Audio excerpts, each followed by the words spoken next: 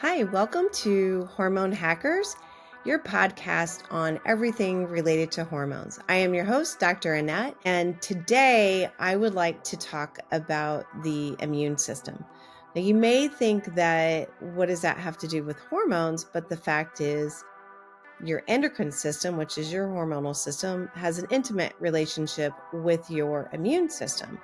So when we think about being more resilient, I think of like our stress response. This is also going to parlay into talking about the immune system.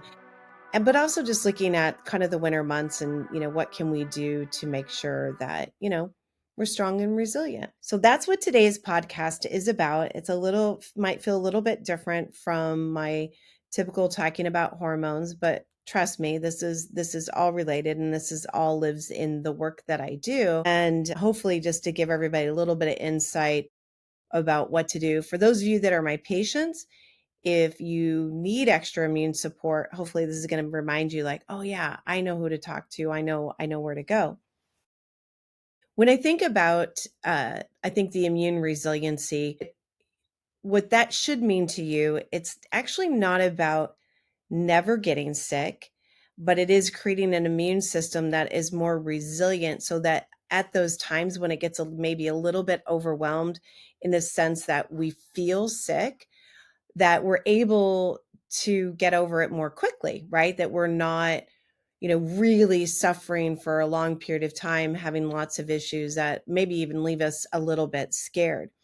When I say meaning that the immune system maybe we start to manifest in symptoms, I want to be clear that every day, no matter where you go, no matter what you're doing, you are being exposed to germs. You cannot escape it. And we're not supposed to, because that is actually a really good thing, because every exposure that we have to different, viruses, bacteria, different things like that is keeping our immune system really educated and knowing what to do, how to handle it, instead of seeing everything as an extreme foreign invader and creates this huge alarm system and maybe even an overreaction. So I want to be really clear that I don't want us to feel like we can't leave the house. If we leave the house, we're going to get sick. I mean, now some of us do live in work environments, not live, but are in work environments where certainly our exposure to pathogens could be much higher, especially those of you that work either around little kids, or maybe you have little kids that are going to school and bringing a lot of germs back. So of course, we can have increased challenges, at certain times of the year, and certainly based on our, on our job. And I find, I've always been the type of practitioner that germs don't scare me. And certainly as a chiropractor, understanding that many times when my patients would come in to get adjusted, it does enhance that immune response. And I find that it can shorten the duration of whatever they have going on. Now, I like to expand on that and talk about, what are some things that we can do, and what are some things that maybe we can take that can help our immune system, one, to be more resilient, or if we actually get sick and we need, we really need some intense extra support. I think I want to start with lifestyle basics. And that may seem, yeah, that's common knowledge. But I do believe that what might seem basic, to one person, and I think even for me, every time I repeat it, it's a good reminder about the things that I need to do and need to be aware of. I would hope that we've all learned over the recent years that it's really important to wash your hands. So when you go different places, you're exposed to different things. When you get home, wash your hands. You go to the bathroom, you wash your hands. Do not cough and sneeze on other people. Make sure you cover your face, cough and sneeze into your elbow. And again, wash your hands. These are really simple things. Try not to allow someone to cough directly into your face, nor should you do that to anybody else.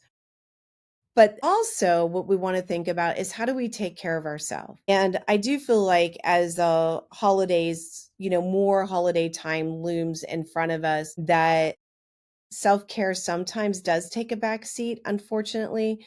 Either we're rushing to meet deadlines at work, or we're trying to get preparations done. Some of you might be traveling, those of you in the Midwest or up north, you might be traveling south for the winter. So there's a lot more on your plate, and that is added stress. So this does fit into some of the things I want to talk about, where there are certain herbs that are considered adaptogens for our adrenals, our stress response, but also our immune support as well. But when I think about like our day-to-day stuff, things that we need to do, first is you have to get proper rest. You cannot sacrifice sleep thinking that you're going to make up for it next year. It doesn't work that way. It will never work that way.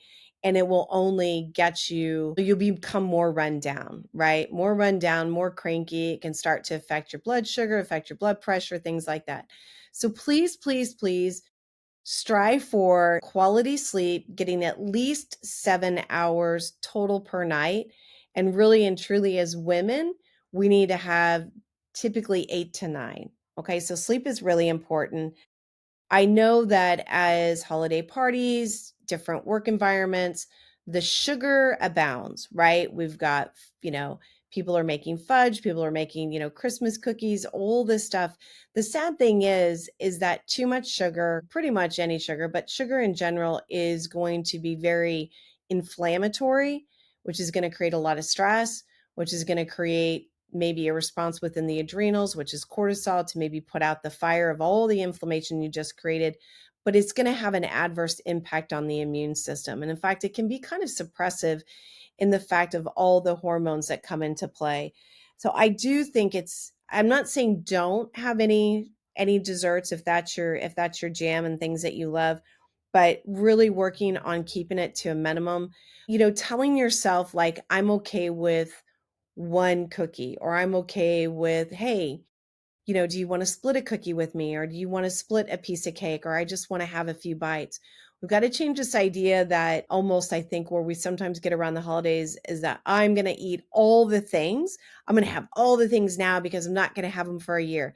That is not a very good mindset, because that is the kind of mindset, one, that's going to make you sick, and B, that's going to result in fatigue, digestive sluggishness, and quite possibly, weight gain. And then we're going to have another conversation in January because you blew it this whole month. So I think keeping sugar at a manageable level. Now I could, sugar's not doesn't is not my driving force. I think where I struggle is I love the potatoes, I love homemade rolls, and I could probably eat my weight in bread. I just love rolls.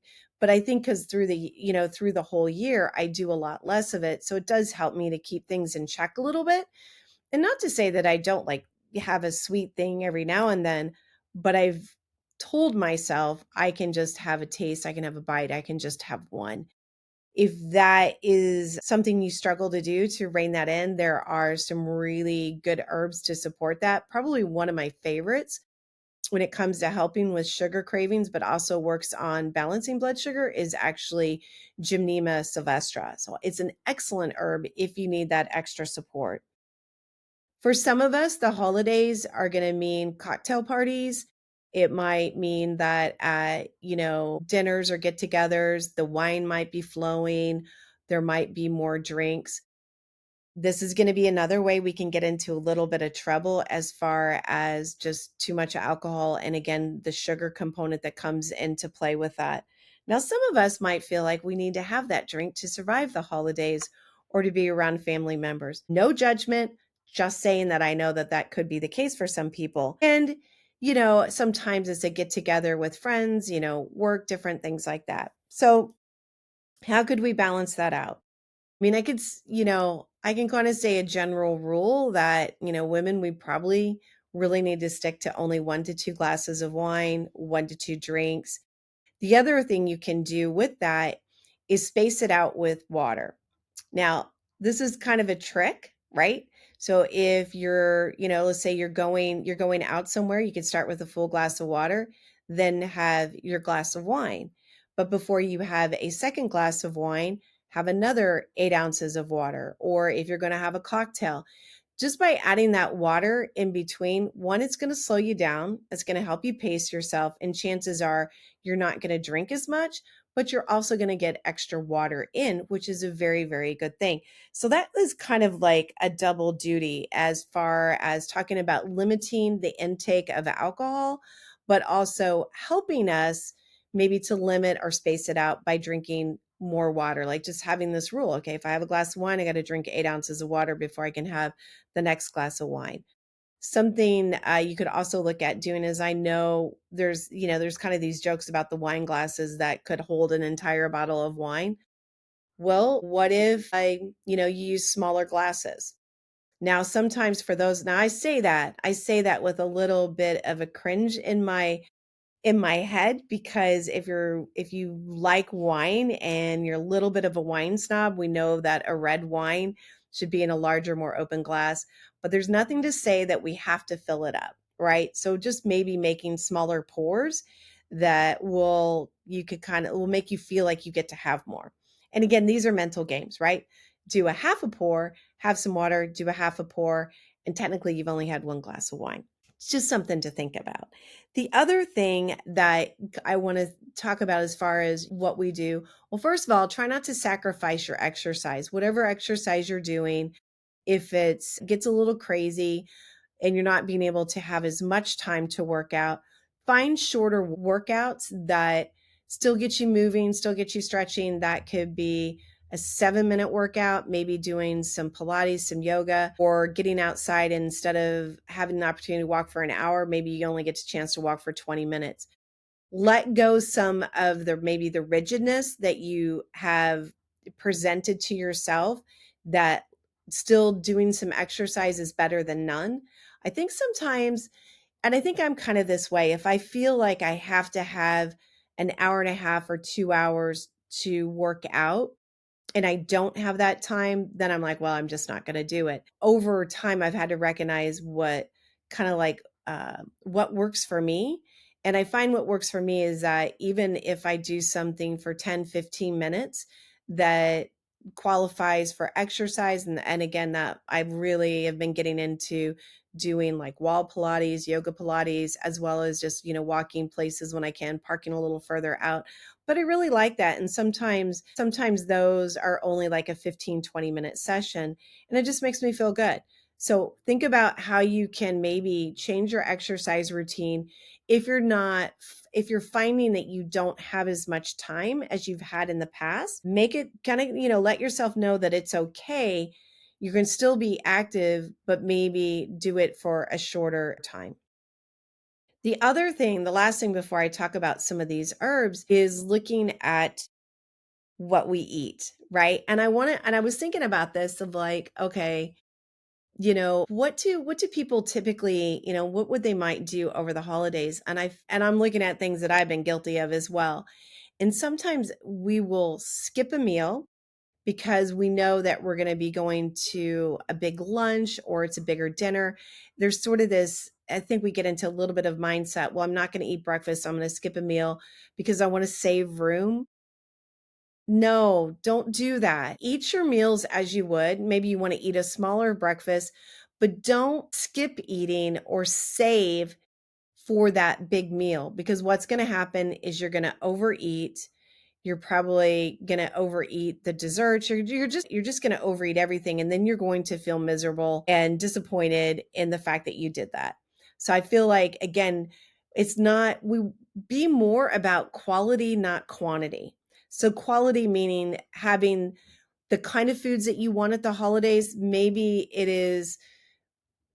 a green bean casserole is something that you don't normally allow yourself, but over the holidays, it's kind of a special treat, or it's the pie, or whatever it is.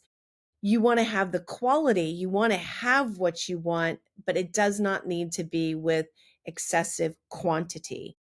So my point there is, try not to skip meals to anticipate the opportunity to overeat later, and realize that it's not about quantity, it's always about quality. And don't forget, part of the meaning behind the holidays, it has a lot to do with spending time with friends and family, people that maybe are more involved in their church. Christmas has a whole nother side of it. So just kind of like, it is not worth throwing your health under the bus for a season. Okay. All right. So that's the lifestyle aspect of it. And now I want to talk about, what are the things that we could do? Now, just like any other time of the year, we want to make sure that, we're getting plenty of vitamins and minerals. But vitamin D will be really important. Some people will experience, lower levels of vitamin D. They're just not getting outside. Also, vitamin D can get more tanked when we're under prolonged and high stress. And I think about, vitamin D for people who's, suffer a little bit with seasonal affect disorder or just depression in general. Get your vitamin D checked. Make sure that it's at least 40. You kind of want that sweet spot of 40 to 65. You don't want it excessively high. That can cause other issues, but it needs to be at least 40 and maybe up to 60, 65. It's important to stay, consistent with our supplement routine, making sure that you have, B vitamins, you have, foods that are rich in vitamin C. Mushrooms are excellent to add to your diet. They're rich in beta glucans. There's a lot of studies that show mushrooms have also just being really good for the immune system. So I think and you can also, if you're not eating mushrooms, maybe look at, the mushroom coffees, mushroom teas, mushroom hot cocoa drinks.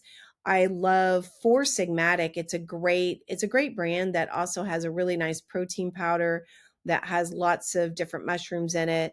It's a clean plant-based protein, so I don't have to worry about casein. I don't have to worry about soy protein. Really, really good option as a way to get in some additional mushrooms. And mushrooms are rich in the B vitamins, they have vitamin C. So there's lots of ways to multitask there. Just in general, our minerals, zinc, calcium, magnesium, our trace minerals such as sodium, potassium, copper, phosphorus, and so forth. These are things that keep us balanced and healthy. He also wrote down, I'm using notes today. So for those of you that might watch me on YouTube or on camera, you'll see me looking down so I can check my notes. The other one is digestive bitters. Now, we can do those in supplement form. I love Medi Herbs Digest Forte. It's a wonderful combination of digestive bitters, but you can also find it in your diet using cinnamon. Like you could put cinnamon, fresh, ground cinnamon in tea or coffee or adding it to other things. That's a great bitter. Making a fresh ginger tea. Ginger is very bitter, very spicy, but very good for the digestive system. And if you made a ginger tea, you could actually add like a dash of cinnamon, maybe a little bit of honey to it as well, using the bitter spices as in turmeric, cayenne, crushed red peppers, any of those bitter spices, curry. You can also do more bitter vegetables, kale, spinach, arugula, to name a few, your cruciferous vegetables. So you could actually start a meal out with a salad that is full of these bitter greens, and that really does get digestion going. But the thing about bitters is they're not simply just digestion. And when we taste those bitters, it highlights bitter receptors in other places in the body. Bitters, many of these same bitters are natural GLP-1 agonists. So they're going to help with, insulin. It's going to help regulate our blood sugar, help with peristalsis, help, us to feel full faster. So it's just a beautiful thing to incorporate into your diet. And if you feel like maybe you're not being able to eat enough, then, reach out. Reach out. We can definitely help you out in that area. And then the next or sort of the last thing, but maybe the most important thing is talking about the herbs that increase immune resiliency. Okay, so what does that mean? So having a resilient immune system means that the immune system, when it is under a challenge, can be more activated to reach that challenge, but it doesn't get stuck there. So for instance, as we get over whatever we're having, or sometimes our immune system is doing its job and we don't even know what's going on because we're just bebopping along and maybe we feel like just fine. But that's, when I think of an herb that's immune modulating, improving our resiliency, it keeps us in that sweet spot of never having a weakened immune system, but having an immune system that can really respond when it needs to. I would say hands down, my favorite herb is going to be echinacea. And my favorite brand is Echinacea Premium, which has Echinacea angustifolia in it, as well as Echinacea purpura. And what I love about this particular combination is they use the right part of the plant, which is the root, which is very long, very, very deep into the ground, but it's going to be rich in alkaloids, which is where we get that benefit that we are looking for from echinacea. So echinacea is really considered an immune system modulator. It's good for any kind of immune challenge. It could be viral, bacterial, fungal, doesn't matter. It's good for any immune challenge. It makes our immune system stronger. It ramps it up if we need like, more power into it, but it keeps it from over responding or overacting. And I can also go into how the alkaloids will also influence the endocannabinoid system, which means it can have a benefit on the stress response, regulating the HP axis, which also in turn can help us with mood. It's good for any kind of epithelial tissue, which means that echinacea is great for skin, but also really good for the GI tract, because that is the type of tissue that lines the GI tract, is epithelial tissue. What is not understood about echinacea, I think a lot of times, is this is still going out there that you can only take it for short term. Like you can only take it for 2 or 3 weeks and then you have to take a break. That is not true. This is not a drug. It's not a drug. You don't become resistant to it. You actually become more resilient with it, which also means that if you had a more significant immune challenge, you would take more echinacea during that moment to have that support to shorten the duration or the severity of the illness. Taking echinacea, or really any kind of immune supporting herb, is not a guarantee from getting sick. You can still get sick. It's all about how the immune system responds and the severity of the illness. So when you want the best benefit out of echinacea, you take it every day. I've been taking echinacea every day for years on end. I mean, I'm probably going on like 20 years. I do have other herbs that I will incorporate if I have an acute infection. I will reach for things like a combination of andrographis, echinacea, and holy basil. That is phenomenal for any kind of acute infection. If I, need extra support for upper respiratory, I might use artemisinin, different herbs, but I'm always relying on my echinacea. And Kerry Bone, on if I go into like the MediHerb website, but he's written many papers on, the benefits of echinacea, and especially the benefits of staying on echinacea long term, and really debunking those myths about how we only need to be taking it short term, because it actually will work better if you stay on it. So I love echinacea. And then there is a group of herbs, and I'm not saying they're the only ones, but there is a group of herbs that have been studied, and they're considered neuroendocrine immune support. So neuro, just anything going on, I would say neurological, mood, and so forth. Endocrine, everything endocrine. So that means it's supporting our endocrine system, as well as this really does tie into how well we adapt to stressors, how resilient we are, and then of course the immune system. So one of my favorite practitioners in Australia, Amanda Williams, did a beautiful talk on these 5 herbs. Now I don't know if it's still up, but it was on Holistic Matters. So you can just go to Holistic Matters with the W, like holisticmatters.com, and maybe look for those neuroendocrine immune herbs. I think it was called Gears, is how she worded it. But it's Amanda Williams. It's a great presentation. And really on that, Holistic Matters is a great resource for any individual. So it's great for the layperson, it's great for the practitioner as well, who wants to know a little bit more. But these key herbs that I think about, that in different levels, are always something that I take. I do a lot of liquid herbal blending in my practice because, one, it's fun, and two, it means I don't have to take so many pills. So I love that. And I do think some herbs resonate better. I mean, this may just be me being a little bit woo-woo, but I do think there's something about the simplicity and the purity of a liquid herb. But the 5 key herbs that we would call these neuroendocrine immune herbs, the first one is Korean ginseng. Now, many of you might think, oh, Korean ginseng, isn't that like an energy tonic and like whole body, which it is, but it also fits into this category of neuroendocrine immune. And it has been around, oh gosh, maybe over 5,000 years. I don't know how long, but it is an herb that has stood the test of time.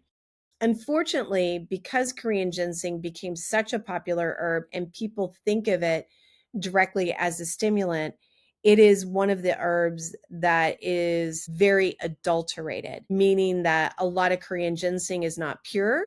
It might be using things like guarana, which is definitely a stimulant and can have negative impact.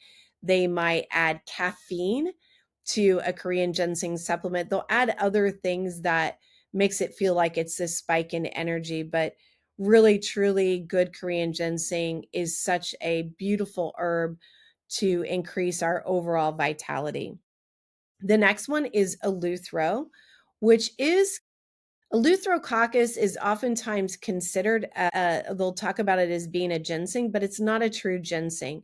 But it is this beautiful adaptogenic herb. So it has a lot of power and support for the adrenals and helping us adapt to stressors, being more resilient. It is one that we think of for jet lag, recovery, like athletic recovery. It's beautiful for focus and attention. And from an immune perspective, it has some beautiful antiviral properties. So we'll see it in combination with astragalus and echinacea as well. So you'll have astragalus, echinacea, and eleuthero. I think eleuthero also really shines post-viral. So if you have had a viral illness that you feel like, man, I am just not recovering, I feel really depleted, that can be a good time to reach for eleuthero. The next one is ashwagandha. Ashwagandha is one of my favorites. I love it as an overall endocrine support. It shines as being a tonic and an adaptogen for the adrenals. It's also very supportive of thyroid hormones, thyroid hormone production, thyroid hormone conversion. In Ayurvedic medicine, ashwagandha would have been talked about for failure to thrive. So convalescence, debility, it's another way to support that weakened individual. It's also really great for anxiety, insomnia. It improves stamina and just overall energy. It is a beautiful, beautiful herb for supporting that steroid hormone family, normalizing cortisol, improving DHEA, which is is an important precursor for us as women for our downstream hormones. And then there was even some studies done with men showing an improvement in both testosterone and DHEA on ashwagandha. But having said that, and I know you guys have all heard ashwagandha. I mean, it's been around. It's also known as withania, I think somnifera. But ashwagandha, due to its popularity, is another herb that has been adulterated. It is estimated that in the US that about 50% or more of the ashwagandha out there on the market is adulterated. So it's cut with something, there's other herbs that are added in, or it's not the right part of the plant. I find many times when I'm looking for the withanolides, I'm looking for that kind of activity that many other companies, either they don't list it, which I don't trust that, or the levels of withanolides are so low that you have to take so much for it to even be therapeutic compared to, say, the ashwagandha that I use. So sometimes as this kind of goes into this conversation, your quality of your herb matters, whether it's clean, free of herbicides, pesticides, heavy metals, toxins, and so forth. So one, it's got to be clean, but it's also got to be therapeutic. It's got to have those phytonutrients, that phytochemistry marker that we're looking for. Okay, so we've talked Korean ginseng, eleuthero, and ashwagandha. Well, the next one is rhodiola. Now, rhodiola is another herb that I think of for the adrenals as well. So is considered a tonic and an adaptogen for the adrenals, which means it's going to help us be more resilient in our stress response. But again, it's still considered that neuroendocrine immune support. And I think I'm trying to think, one of my first books that I read on rhodiola, which I thought was really fascinating, was called Rhodiola Revolution. And it talked about all the benefits and all the different ways that rhodiola has been used. And it did tie it into the immune system. But again, keep in mind, anything that supports our stress response and helps normalize the hormones that we produce under stress. That is going to help support our immune system. But the other place that rhodiola really shines has been for depression. So there have actually been studies done looking at rhodiola as a standalone, and then looking at, the different markers that we do for, measuring the level of depression and seeing improved outcomes. And it's also been used with, antidepressants, because it would not be contraindicated, and seeing even, still more improved outcomes. But I do think that that can get into a topic for another day, which is looking at, how much of our mood is a reflection of what's going on with the balance of our hormones and our endocrine system, which then in turn affects our gut, and our gut affects our neurotransmitters, and so on and so forth. But, rhodiola, I use it both as like a standalone, just rhodiola as its own. And then I have a couple of combinations where I'll use rhodiola with Korean ginseng, or I'll use rhodiola with schizandra, which leads me to the final herb in this neuroendocrine immune support, and that is schizandra. So schizandra is an herb that's considered an adaptogen. So that means it's going to help us adapt to stressors, help us to be more resilient. It is one that has been well studied by the Russians, of all things, and looking at, as in particular, the military, and finding that eating schizandra berries, how their stamina, their endurance, and their energy, stayed up despite the lack of food and the stress of training and, being out there. Schizandra definitely shines as mood support, definitely for energy. But another thing that's really cool about schizandra is its impact on the liver. So schizandra is a very good support for phase 1, phase 2 detox pathways. And you might see it in combination with other herbs like milk thistle or rosemary. Milk thistle is more hepatoprotective, so it protects the liver, but rosemary can help with those detox pathways as well, NRF2, and so forth. So as you've noticed, as I've talked about these herbs, and I started off with calling them neuroendocrine immune, that they all have all these other benefits, which is also just a very beautiful thing for us to be able to decide what is going to help us best, through the holidays. So for instance, maybe if you struggle more with anxiety and depression, maybe looking towards ashwagandha and schizandra, or maybe rhodiola and schizandra with that, could give you tremendous benefit. Maybe you feel just more run down, overwhelmed, more fatigue. You might look towards eleuthero or something with Korean ginseng in it. But I love the fact that for maybe a few things we look for an herb to do, we get this plethora of benefits, right? For 1 to 2 things we might look for, then we get 20 other bonuses, versus when we have a drug, many times for the one thing we want and we need, we might have 20 things we don't want or need. So I do love the restorative benefit that we get from the herbs, that we get from the food, that we can help our body with by just making these lifestyle changes. So yeah, I think that that's it. I know that this might have been a slightly longer podcast, but I hope this is giving you, kind of a way to check in with yourself, like check in and go, am I doing all that I need to be doing? Because if we're really honest, most of us get sick when we get run down and we're not taking care of ourselves. And I get it. It happens to all of us. We put ourselves on the bottom of the list. But that's why I wanted to do this podcast. Maybe it's just like a little nudge as a way to remind you, like, hey, you know, you are important. And if you don't take care of yourself, you can't help anybody else around you.